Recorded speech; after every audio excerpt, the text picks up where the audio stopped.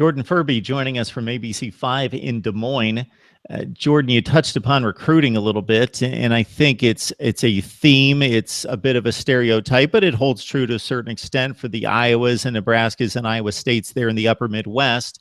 Where do you go for talent? You're 500 miles away from a great volume of talent. Obviously, there are certain levels of players, especially along the offensive and defensive lines at linebacker in the state of Iowa, Wisconsin. Where is Matt Campbell going to try to pluck talent to try to be competitive in the Big 12? Well, Matt Campbell is an Ohio guy. Went to Mount Union, Division III powerhouse, coached there for a little bit, and then obviously was the head coach at Toledo, turned a very successful program there before he left to come to Iowa State. So he knows Ohio really well.